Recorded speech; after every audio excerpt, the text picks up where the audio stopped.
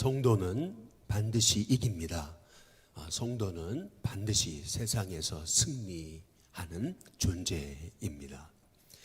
하나님의 뜻 가운데서 있어서 하나님의 뜻을 행하는 성도는 하나님이 반드시 도우십니다. 성도가 세상에서 승리하는 힘은 자기의 힘과 지혜와 꾀가 아니고 내 안에서 역사하시는 성령님의 도우심입니다.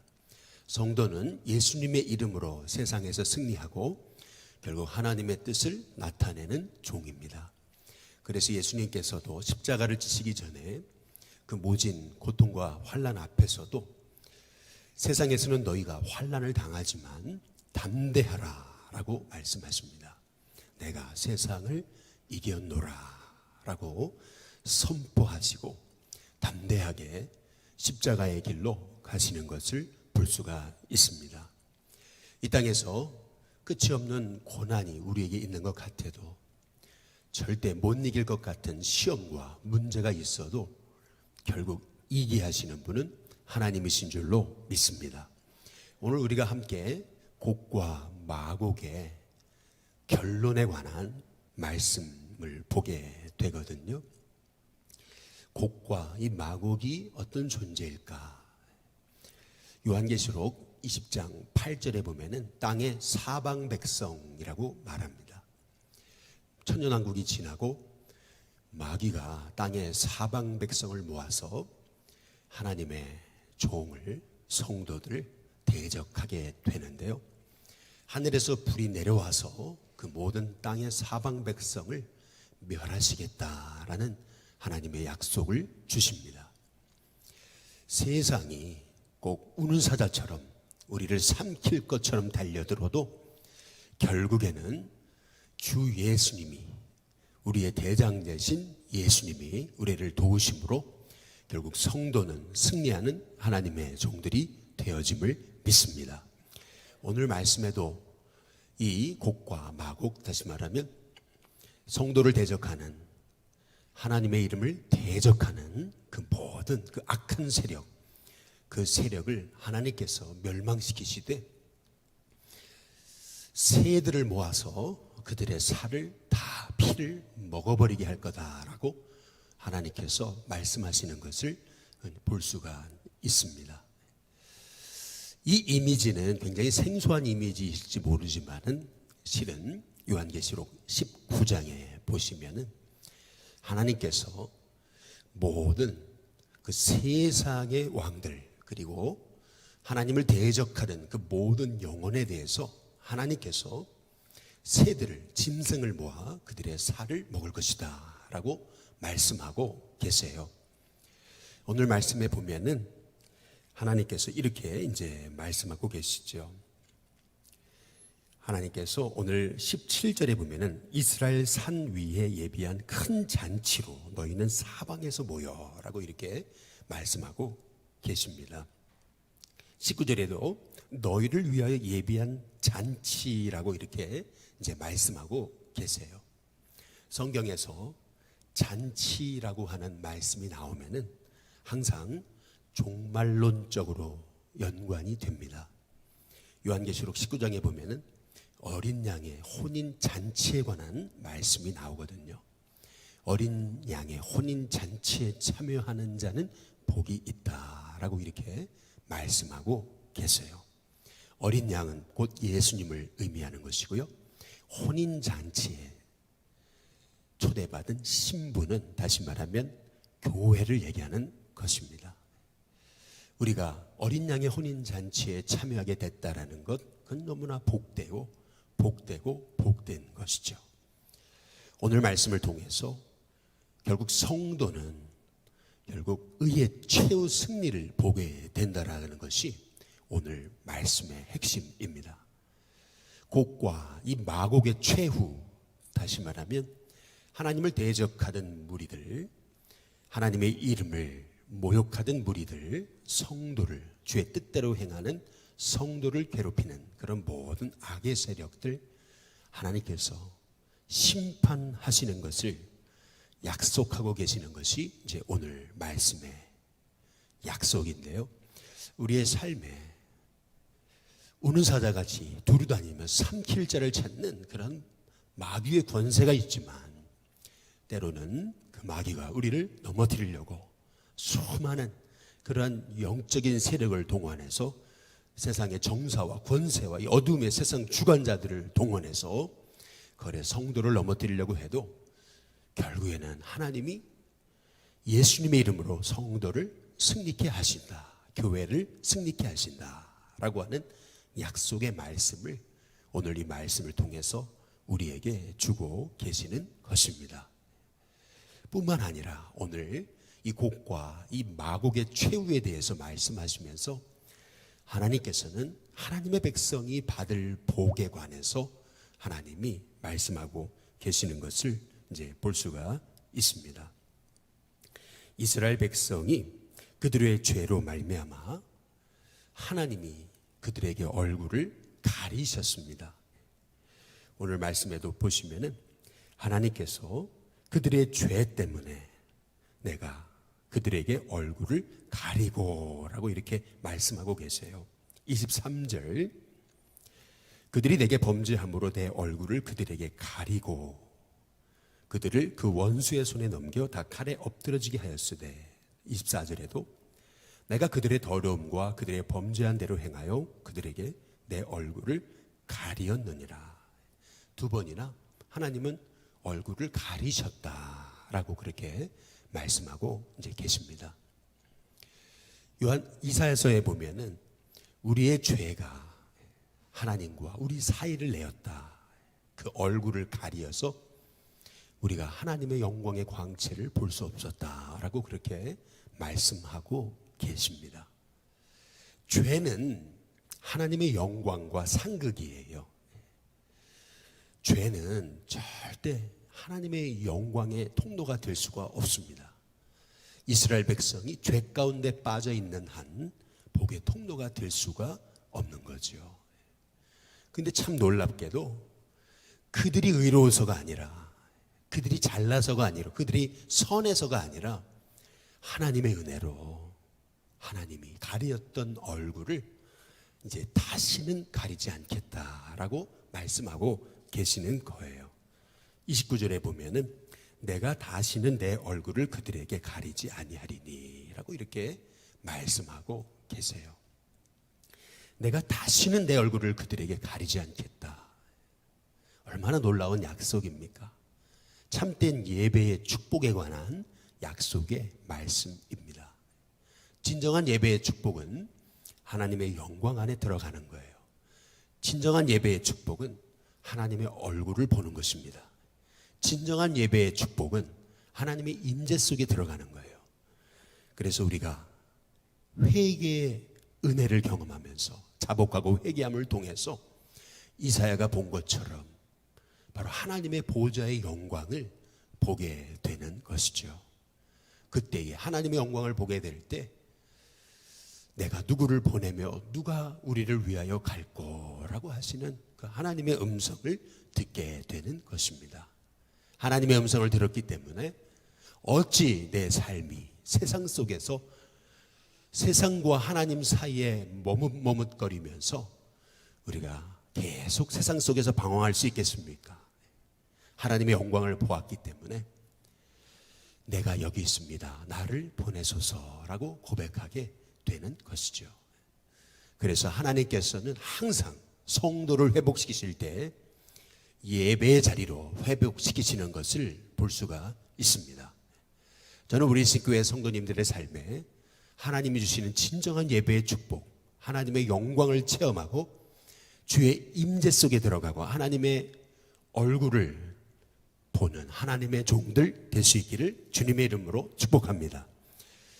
이 예배의 영광, 이 예배의 축복이 얼마나 놀라운지 몰라요.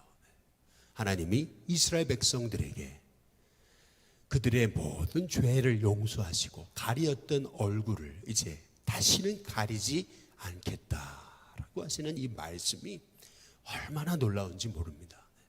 하나님이 다시는 얼굴을 가리지 아니하시겠다라고 하는 사인으로 주신 게 뭐냐 하면은 오늘 여기 29절 끝에 부분에 보면은 이는 내가 내 영을 이스라엘 족속에게 쏟았음이라 라고 이렇게 말씀하고 계십니다.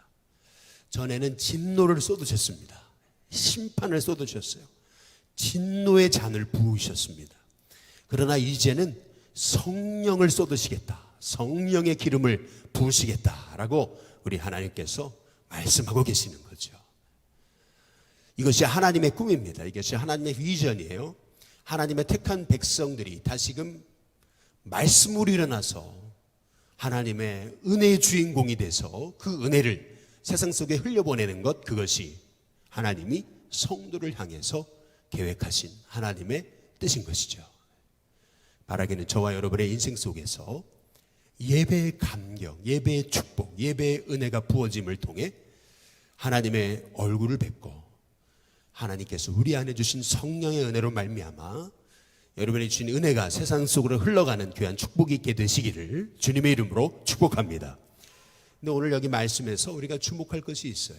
이 에스겔서가 가지고 있는 구조, 전체적인 구조입니다. 이 곡과 이 마곡을 보는 데 있어서 우리가 단지 에스겔 38장, 39장만 보실 게 아니고 그 전후를 봐야 됩니다. 에스겔 36장에서 내가 내 영을 너희 속에 두겠다, 새 마음을 너희 속에 두겠다, 너희 육신에서 굳은 마음을 제거하고 부드러운 마음을 줄 것이다, 내 영을 너희 속에 두어 내 율례를, 내 규례를 지켜 행하게 하겠다. 하나님께서 하나님의 꿈, 이스라엘을 영의 공동체로, 성령의 공동체로 만드시겠다라고 이렇게 약속하시거든요. 그러면 어떻게 마른 뼈 같은 영혼들이 다시 살아나 하나님의 뜻을 행하는 성령의 공동체가 될까? 그것이 에스겔 37장에 나와 있잖아요. 이 뼈를 향하여 대언하라라고 말씀하고 계세요. 다시 말하면 마른 뼈 같은 영혼도 말씀이 들어가면, 그러면 그 마른 뼈와 같은 영혼들이 서로 연결되어지고 힘줄이 붙고 살이 붙어서 그들이 서로 연결될 뿐만 아니라 그 마른 뼈와 같은 영혼을 극히 큰 군대와 같이 바꾸시겠다라고 말씀하고 계시는 게 요한계시록, 에스겔서 36장, 37장에 이제 약속이셨던 겁니다. 그런데 이렇게 마른 뼈들이 살아나도요, 환란이 있어요. 그 38장, 39장의 말씀입니다. 주님이 오시기 전까지 이 땅에 환란이 있어요. 어려움이 있습니다. 이 곡과 마곡은 바로 이렇게 이 땅에 악한 마귀가 최후 발악을 하는 거죠. 성도를 괴롭히고 또 주의 교회를 무너뜨리기 위해서 그렇게 그들이 총공세를 벌이는 것이 곡과 마곡의 실체인 것입니다. 요한계시록 13장에 말하는 아마겟돈 전쟁과 똑같이 그 세상의 악한 그 세력 말이죠. 뿔이 10개예요. 그리고 머리가 7입니다. 근데 그 머리에는 예수님을 대적하는 이름이 있어요. 성도와 싸워 이깁니다. 그것이 바로 그 악의 실체예요. 성도가 져요. 성도가 무너집니다. 성도가 넘어져요. 그것이 요한계시록 13장에 나온 그러한 그 영적 싸움의 실체예요. 우리는 이 땅에서 영적 싸움의 현장에 있습니다. 예수님 의지하지 않으니까 넘어지어요. 세상 의지하니까 무너집니다. 내 힘 의지하니까 쓰러지는 거예요. 그러나 결국 우리 하나님께서는 하나님의 이름 때문에 결국 위에서 불을 내려 성도를 승리케 하시겠다라고 약속하고 계시는 거예요. 그리고 나서 성도들을 회복시키시는데 그 회복의 중심에 뭐가 있는 거냐면은 예배가 있는 겁니다. 예배가 회복되고 나서 에스겔서 40장부터 성전이 회복돼요. 측량줄을 잡은 자가 성전을 회복하는 거예요. 성전의 회복의 자세한 내용이 이제 에스겔서 40장부터 기록되어져 있는 것을 볼 수가 있습니다. 그래서 에스겔서는 36, 37, 38, 39, 40장을 통으로 보면서 이것이 하나님이 원하시는 것이구나 라고 하는 것을 우리가 볼 수 있어야 되는 것이죠. 오늘 이렇게 곡과 마곡의 심판이 핵심이 아니고 실제는 하나님이 이스라엘을 위해 예비한, 한번 따라해 보시겠습니다. 큰 잔치. 이 큰 잔치가 핵심인 거예요. 어린 양의 혼인잔치 말이에요. 이게 핵심인 거예요. 다시 말해서 예배는 잔치와도 같은 것입니다. 주님 다시 오시는 날은 잔치와 같은 거예요. 어린 양의 혼인잔치 말이죠. 그 혼인잔치에 참여하는 자는 복이 있다.